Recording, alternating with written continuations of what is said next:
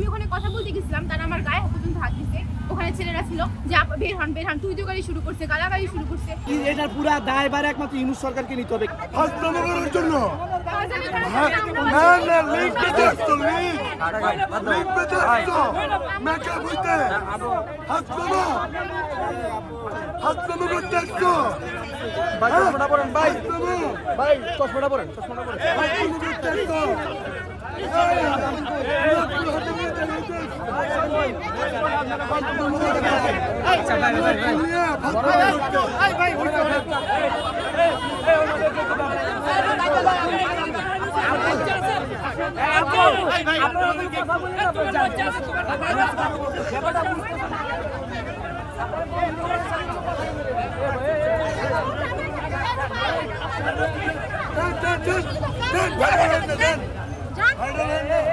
আমাদের ক্লাস শেষ, আমার বাসা হচ্ছে আশুলিয়া। হ্যাঁ, আমি ওখান থেকে প্রতিদিন এখানে ক্লাস করতে আসি। সেই 6টার দিকে আমি বের হয়েছি, না খাওয়া এই পর্যন্ত। ক্লাস শেষ আমি বাসায় যাবো, দেখি রাস্তা ব্লক। রাস্তায় কি হয়েছে? আন্দোলন হইতেছে। কেন? তাদের চিকিৎসার টাকা দেয় নাই সরকার, তাদের কোনো খোঁজ খবর নেয় না, এর জন্য তারা রাস্তা ব্লক করে আন্দোলন করছে। এটা কি আদৌ যৌক্তিক হয়েছে? হ্যাঁ, তোমরা আন্দোলন করছো, আমিও কিন্তু আন্দোলন করছি। আমি একজন স্টুডেন্ট, আমি পড়াশোনা করতেছি শ্যামলী ম্যাক্সে। যখন এই আন্দোলনটা চলছিল, কোঠা আন্দোলন, তখন হচ্ছে আমার এইচএসসি আমি রানিং, তখন ছিলাম স্টুডেন্ট, তখন আমার এক্সাম বোর্ডের এক্সাম ছিল।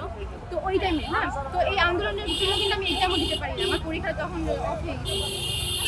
এই জন্য চিকিৎসার জন্য যে টাকাটা বলতেছে সরকার দেয় নাই, এটা কি সাধারণ মানুষের কোনো হাত আছে? আমরা সাধারণ মানুষ না? এখন এখানে রাস্তা বন্ধ করে এই যে ওনারা রাস্তা ওনারা আন্দোলন করতেছে, এই কত মানুষ আছে চলাফেরা করতে পারতেছে না, অনেকে অসুস্থ আছে, স্কুলে যাওয়া লাগবে, বাসায় যাওয়া লাগবে, অনেকে অফিসে আছে, তারা কেউ কোথায় যেতে পারতেছে না, কত রকমের হয়রানি আছে। একটা মানুষ যে তাদের বিরুদ্ধে কথা বলবে, তাহলে তারা গায়ে হাত দেয়। আমি ওখানে কথা বলতে গেছিলাম, তারা আমার গায়ে পর্যন্ত হাত দিছে। ওখানে ছেলেরা ছিল যে বের হন বের হন, তুই তো গাড়ি শুরু করছে, গালাগালি শুরু করছে, এবং আমার গায়ে হাত পর্যন্ত দিচ্ছে। এটা কি আদৌ ঠিক হয়েছে?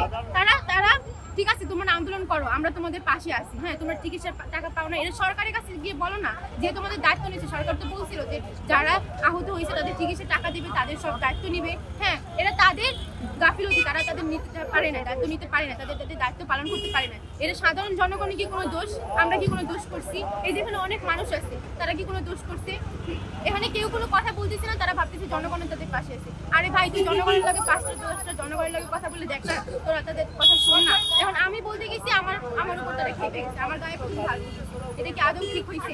এই যে আমার বাসা যে এত দূরে 2 ঘন্টা জার্নি করে আমার যাইতে হয়, এখন বাস নাই, বাস অফ করে দিয়েছে, কোনো একটা রিক্সাও নাই যে আমি যাবো, আমার কাছে এক্সট্রা টাকাও নেই যে আমি কিভাবে যাবো, যে ঘুরে যাবো, আমি একটু রিক্সা ভাড়া করে যাবো, সেই টাকাটা আমার কাছে নেই, তো আমি কিভাবে যাবো? এই স্বৈরাচার পতনের সব চাইতে বেশি অবদান রাখছে তারা, তার জন্য আমাদের কোনো কষ্ট হয় না যখন এই দৃশ্যটা দেখলাম। তো আমরা ইউনূস সরকারকে প্রথমত এই জিনিসটাই বলবো, আমার একটা প্রশ্ন আপনার কাছে বারবার, আগেও একটা প্রশ্ন করছি, এখন একটা প্রশ্ন করছি, যে এদের চিকিৎসা করতে আসলে কয় কোটি টাকার দরকার? আজকে 6 মাস হয়েছে, এখনো যদি চিকিৎসার জন্য এরা আসে রাস্তায় দাঁড়ায়, বা যে এখানে সেখানে কান্নাকাটি করে, এটা আসলে সরকারের জন্য বিশাল লজ্জাজনক। আর যে উপদেষ্টাগুলো বসে আছে, তাদের সমস্যাটা কোথায়? এরা কি এদেরকে দেখে না? এদের কি দেখে না? আজকে এই যে পুরোটা রাস্তায় এতগুলা মানুষ, এতগুলা বাস, কয়েকটা অ্যাম্বুলেন্স পর্যন্ত পড়ে আছে, ওরাও চিকিৎসার জন্য যাচ্ছে, তারাও যাইতে পারতেছে না, মানুষের কষ্ট হচ্ছে, তারাও যাইতে পারতেছে না। তো এই যে এটা কি, এটার পুরো দায়ভার একমাত্র ইউনূস সরকারকে নিতে হবে। কেন নিতে হবে জানেন? কারণ আজকে 6 মাস হয়ে গেছে, তারা এখনো চিকিৎসার অভাবে কেন রাস্তা কাঁদবে, কেন রাস্তায় চিল্লাবে?